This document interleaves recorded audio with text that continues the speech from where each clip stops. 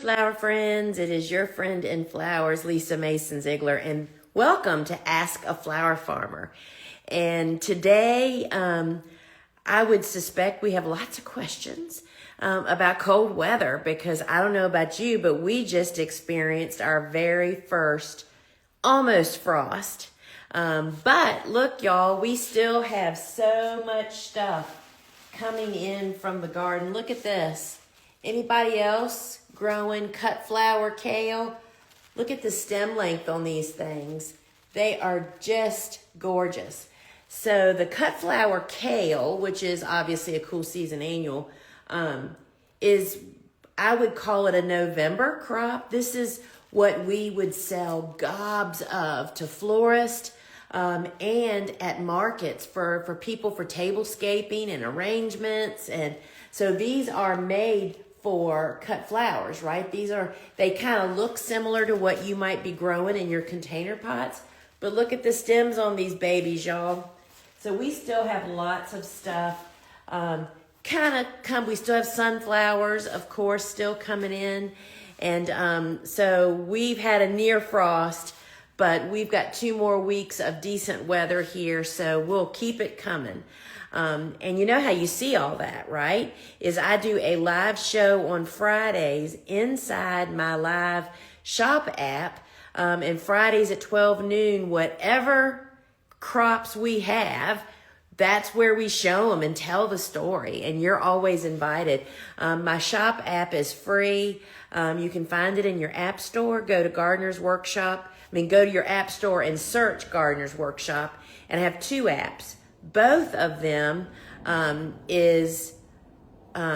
both of them are free, and you can get both. One is home to all of my resources, the Learn, that's where my community is and where my online courses are. But the shop one is where the live shopping shows, which happen a couple times a week, take place, and you're invited. I'd love to have you there. So friends, Ask a Flower Farmer is the place where you can ask me questions. And so if you're on Instagram, post them down in the bubble below with the question mark. If you have a cool flower question, seed starting, harvesting, business, whatever you got, post your question. On Instagram, if you'll just put a question mark at the head of your comment, and then I'll scroll back through and see if I actually have any questions. And so that worked pretty good last week on TikTok. And so this is the time of year where many of us may have already passed frost, or we're heading into it. And if you are a commercial flower farmer, for sure, the last stretch of season is when that's your profit. That's how you just thicken up what you might get to keep. So we're always looking for ways to extend our season, as well as, and y'all, whether y'all know it or not, I don't have any hoop or greenhouses. Everything I grow is outside in a garden, just like many of you have. I'm in zone 8A. I'm in southeastern Virginia. Typically, my first frost is mid-November. We did have a close call on Monday night. We went down to 34, and I did not cover. We gamble with sunflowers around here. Sunflowers are such a big cash crop that we know that we might lose the last couple of weeks if a big frost comes. But this past Monday, I still have 3 weeks planted out there, meaning a group that's going to be ready next week and then the week after and the week after. And I decided Monday when I cut, these are the ones I cut last week. All of these back here are the ones I cut Monday before the frost. See, they'll continue to open. This is how we always harvest them when they look like that. I went out there Monday before what was supposed to be our first frost and cut everything that was close. I didn't want to lose it. And I just decided that I was not going to do any protection of the other sunflowers. It would be just too much. I had too many other things to do. So I left them. So it was windy. Wind helps frost not settle on your plants. So it was windy. But we only went down to 34 degrees, and guess what? Those sunflowers did not get harmed at all. They look great today, 2 days after that cold dip at night. So now, classic Virginia, we have a couple of more weeks, about 50s, 60s, maybe the 60s during the day, 50s, high 40s at night. So we'll still have sunflowers is what I'm getting at. To have sunflowers, cut flower, kale, would float my boat if I was selling at a market. So I see we have some questions over on Instagram. Let me just scroll through. And viewers, please share my lives. That's how more people actually know to join us. If you have a friend that might have a question, or they're gardening or in flower farming, and invite them to come on over. So I do not see any questions yet over on TikTok. If you have any questions, just post them in the comments and put a question mark in front of it. And over here on Instagram, they get put into the bubble with the question mark. And hello, Brittany. In the handbook, you mentioned that throat wart can be hard to get started. Is it fussy as Lisianthus, zone 9-ish, Spain, first frost mid-December, last frost in March? So Brittany, that's a really great question. And she's talking about, let me see if I have it here. She is talking about my book, The Cut Flower Handbook, which you can find this in my shops on TikTok and on Instagram. And if you're international, you can find it on Amazon, worldwide. So throat wart, most people don't know what that is, so I thought I'd show you guys, since there's just not a ton of page 165. Throat wart is pretty dadgum beautiful. So it may not be easy to see because they're dark blooms. This is it right here. It comes in purple and white, and it kind of looks like a yarrow or maybe even a dill bloom, but it's about this big around. It's made up of a bunch of little flowers. And so throat wart is difficult to start from seed. Now, Lisianthus, I can get Lisianthus to sprout in about 7 to 10 days. What makes Lisianthus, just like eucalyptus, difficult is because it's such a slow grower. I never had much luck getting throat wart to actually sprout. So it takes 7 to 14 days. I'm just reading what it says here. And so it just needs very specific temperatures. And does it need to be covered? Needs light to sprout, do not cover. So to answer your question, it just needs, so you need to really focus on the air temperature, and it may be slow to sprout and slow to grow, kind of like Lisianthus.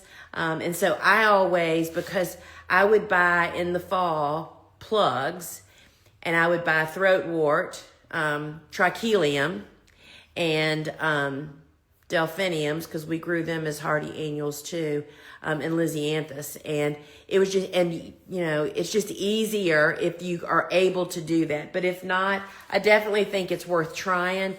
I think the variety, the lake variety, actually called Lake Michigan. I don't know what varieties you might have access to over there, but it's definitely worth growing. And I tell you, the year that we shot the pictures for the handbook, it was the best trachelium I had ever grown. I'm telling you, it was almost hip high, fall planted. It's winter hardy to what temperature? I just didn't even look at that, did I? And it blooms, and it's just such a great filler flower, but it's also beautiful. It is winter hardy to 20 degrees, so I think that's zone 8, -7 Celsius. So thank you for that answer, for that question, Brittany. But I just think it's more trying to get started and takes a little bit more focus. And if that's your only option, meaning you can't maybe get plugs, I think it's definitely worth trying. Let's see. Our first frost was 4 weeks ago, but some of my fall planted cool flowers like snaps and bells are starting to put on flower. Thinking you're meaning heads, not beds. Can I keep pinching those buds back until the plants go dormant for the winter and still get blooms in the spring? So this is a really great question. So when you fall plant, and for whatever reason, whether you planted too early or your weather is just not cooperating, meaning it's warmer longer, so your plants grow and they think, am I supposed to bloom now? And they set buds, right? Some of them will even go on to bloom. I would not pinch until they go dormant, because if you pinch while they're still actively growing, like it's still warm outside, when you pinch them, that's going to make them sprout more sprouts. So waiting to do the pinching until they're actually dormant might be helpful. And if they aren't too tall, I just let them go till very early spring and pinch them then.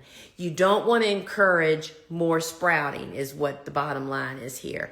And you don't want to pinch over and over again, because every time you pinch, you make it go from 1 stem to now 4 stems. And then if you pinch those 4 stems, each one of those stems is going to get 4 more. And the stems are going to get punier and punier each time, right?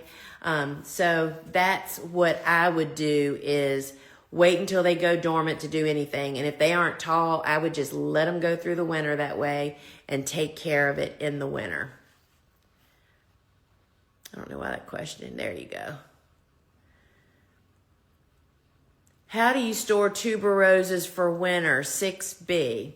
So I don't store any roots just because we don't grow anything like that anymore. But I would definitely put that into AI or a search engine, because it's about the temperature. You need to find out what temperature, and you also don't want the tubers to dry out, but you also don't want them to retain be the product that they're in to get moist and to wet the tubers. So I can't really answer that question. I do remember that the one year we dug a ton of tuberoses because we sold them we just had so many of them. We didn't put anything in the crates, but we only stored them for about 2 or 3 months. But I would definitely put that into a search engine, asking very specifically what temperature and humidity to store them at, and what is the recommended storing to store them in. We stored them in bulb crates that stack. I know that you wanted to have good air circulation. They're pretty hardy. So good luck with that. All right, I did see another question fly by here. Friend just had some amazing gray poppy starts. I'm in 8B. Do I need to protect them if I plant them? So amazing gray poppies. I am not familiar with that particular one. I tried to buy plugs of those, I think, several years ago. 8B, I would think that you don't have to protect them, but of course you need to get them in the ground. I don't know if you're talking about, you say start, so you must have transplants. Get them in the ground. Be sure you water them. Keep them, fair. Don't keep them wet, but give them water a couple times a week. And if you're going to have a deep dive for temperatures, you might want to do a little protecting. But I would think most poppies are pretty winter hardy, and you're warmer than I am. We don't protect Iceland poppies at all here, but they are not the same. So good luck with that. I'd love to hear how that goes for you, because I've never grown them. I was always intrigued by them, but of course they're not a really great cut flower. They don't last very long, right? So that would be more like, for me, a gardener dabble experiment with. But they sound very, very exciting. So where do you buy your plugs? So The place that when I buy plugs is Farmer Bailey plugs.com, farmerbaileyplugs.com. And there's two ways. He sells trays of plugs in lower numbers than most of the big plug suppliers. So if you're a small grower, you can buy 3 trays of 72 or something. But they also have a program called Garden Club, and that's for home gardeners. And you can check that out, but you can find it all at Farmer Bailey Plugs. I'm in zone 8B, directly on 8B, 8A. Any advice on freesias? I have never grown freesias because they definitely do best in a hoop house, which I have none. So I cannot advise you on that. I know my good friend Mima of Urban Buds grows a lot of freesias, as Bob Woolham does, but I have never grown them. So I know that I don't think they take frost. Not certain about that, but pretty sure. All right.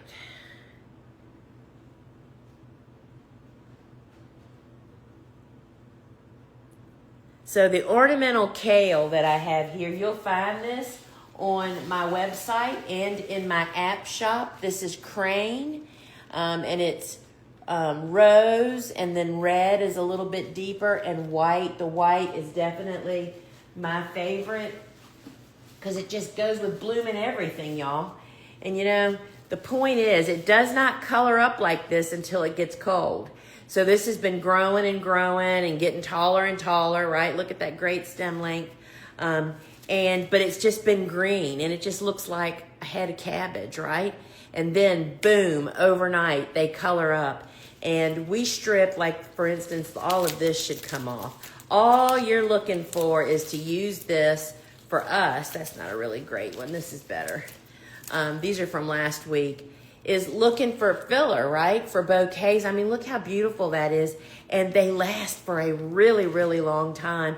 And there are so many different varieties. And it 100% depends on who you're selling to as to how many of those you need to grow and sell. If you're selling to florists and you've proven that you can grow tall, straight stems, which is not as easy as it sounds, you have to grow it a couple of times before you grow a lot of it to get that figured out. If you're selling to florists, there are so many different varieties. There are some that are ruffled, there are cut ones that have lots of cuts on the top.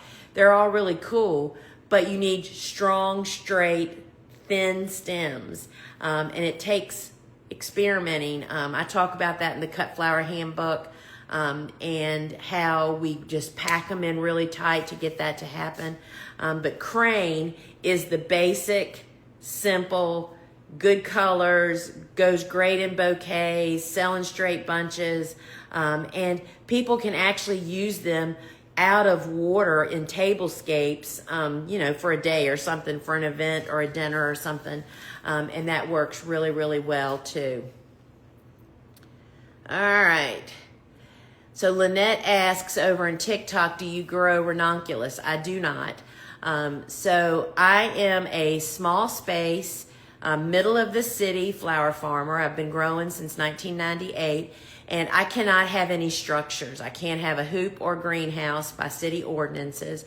So I have just really exploited annuals to the greatest max, right?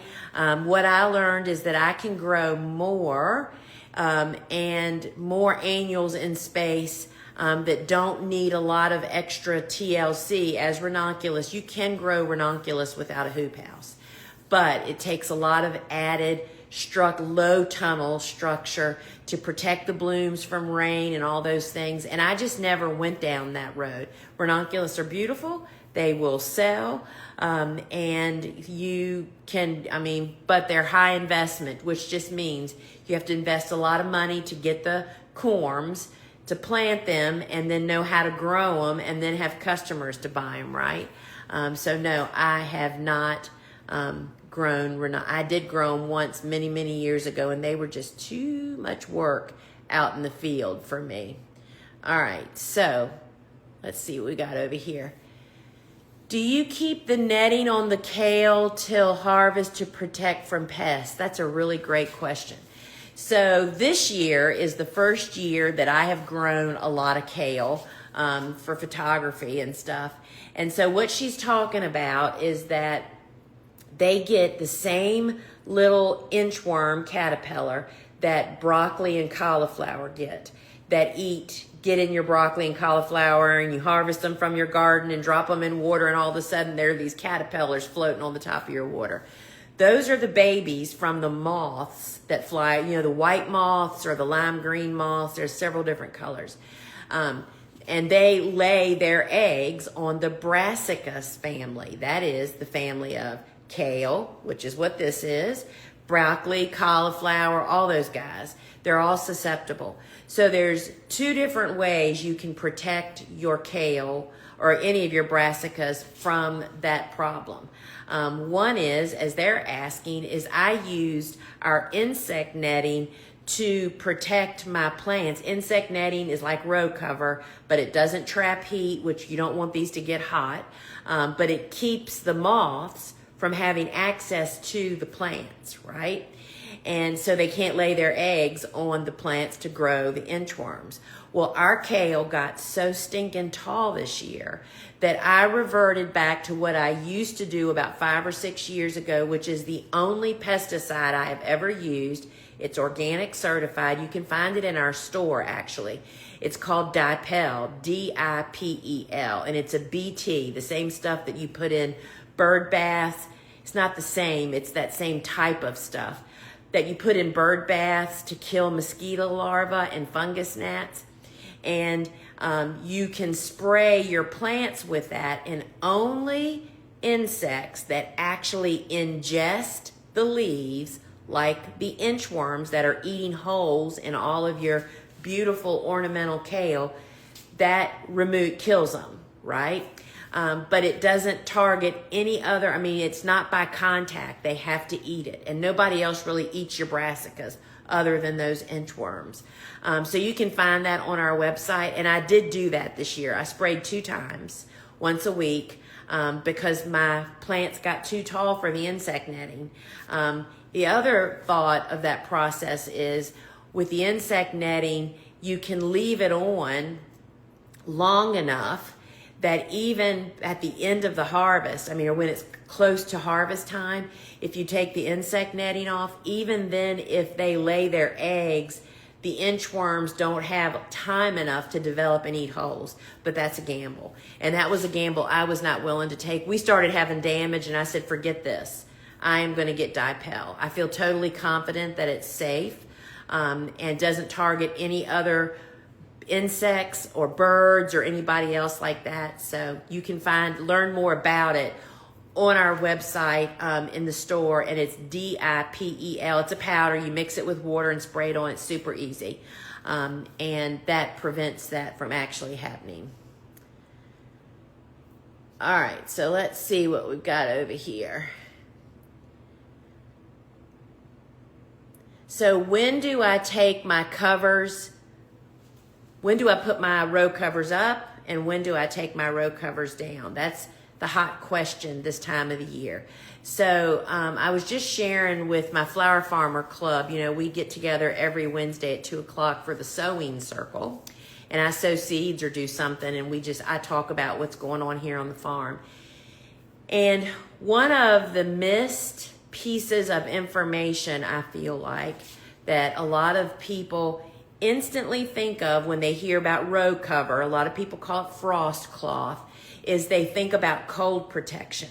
And certainly it does that, but that's not why I use row cover at all, actually. I only fall plant those cool season hardy annuals, better known as cool flowers now. I only plant those in the fall that are known to survive my winter's lowest temperature. So that means they survive my cold. I use lightweight row cover to enhance their growing environment because let's face it, it's tough living outside during winter, right? The wind is blowing, and so I use lightweight row cover to protect my plantings from winter cold wind and grazing varmints like deer, rabbits, squirrels, and even golden retrievers that just are out there investigating. Because I use biodegradable film on my beds, it looks like plastic, but it's a biodegradable film. Any heavy creature that walks on the beds puts holes in the film. Holes in the film lead to weeds growing because the annual seeds get light. So I don't want that to happen. So I use lightweight row cover to block the wind, but it also concentrates the winter sunshine. And so I put row covers up to protect my plants when it's going to be going below 30 degrees. And then I take them back down if it's going to be going up over 50 degrees during the days, because I don't want it to get too warm under there and to encourage my plantings to break dormancy if we're in the middle of winter. So it is an up and down dance. It didn't used to be this way 10 years ago. 10 years ago, I put my covers up around Thanksgiving, and they were up until like the 1st of February, mid-February, maybe 1st of March, because it got cold and stayed cold. That is no longer the case. And you just have to monitor. And it's so well worth it, because I feel like my cool flowers come out of winter so much better than other people's. Think about if you go outside and stand, let's just say it's 40 degrees outside. That's not freezing, that's chilly, but it's not freezing cold. But the wind's blowing. And just stand out there without a coat on and see how comfortable you are. You're not gonna die. You're gonna survive, and so will my plants. But think how much better it would be for them if they had a lightweight jacket on, and that's what the lightweight row cover does. It blocks the wind from rocking the plants, tattering their foliage, and doing all those types of things. And I feel like that is a big benefit. And I was sharing with my club that the only reason I figured all this out was not because I was that smart. It was because back when I first started, I launched my flower farm growing cool season hardy annuals like almost 30 years ago. And it wasn't because I thought of all these things that I'm telling you about. It's that I was terrified that they were going to die because of the cold, which led me to use row covers, which led me to realize that I didn't really need to use it for the cold, but I saw the benefits for all the other things. And that has just led me down a really great road, yellow brick road. Are cool flowers flowering in the fall because they think they are in spring? It's hard to say, and it really is all about your timing, because we actually plant cool flowers. We start some in the middle of summer to get fall blooms, but the ones we plant in fall, right before the first frost, are intended to bloom in the spring. But it's really, and it depends on the specific. Some plants are day length sensitive. Depends on your conditions, when you started them, the state of the seedling, where you are. There's a lot of different variables, so that's just really hard to tell why that's actually happening. Specifically. Sorry, I meant sprouting. Oh, let's see. Are cool flowers flowering in the fall because they think they're in spring sprouting? Yeah, I don't know the answer to that, because again, it's the same variables, right? So friends, thanks for joining me. Remember, I have several things to tell you about. First off, our big farmer florist school with Jenny Love, the wedding process, is on special offer from now until Saturday night. It is $200 off. You can go to thegardenersworkshop.com. It's at the top of every page. If you are in Instagram, you can actually comment weddings and we'll DM you the link. But let me tell you about this course. Even if you don't think you're ever going to do a wedding, this course is so packed. The marketing class alone is worth, it's normally $6.95, now it's $4.95. Lifetime unlimited access to these courses. She gives you what to grow, her top 10 perennials, timing, planning the garden, contracts, price equations. There's so much in there that can apply to other areas of flower farming business that I highly recommend it. And then after you watch it, you'll see, I mean, she goes through DIY buckets in the beginning of how to gradually get into potentially bigger weddings, because weddings are the top dollar you can make from the flowers that you sell. And she explains all of that. It's a fantastic course. I cannot recommend it enough. And it's on sale for $4.95 through Saturday night at midnight. And we are just trying to get people to up their education game, because we have so many people coming into this industry and they just really don't have the professional training that they need.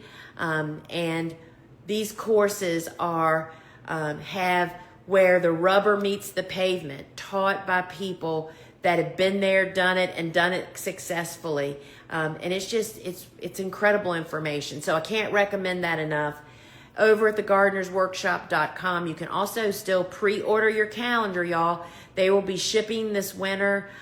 This is my big calendar journal that has my guide to guide you to the 9 planting windows. And if you pre-order, you get invited to my free workshop where we go through those 9 windows to see if they apply to you and how. All right, my friends, until we meet again. Ciao.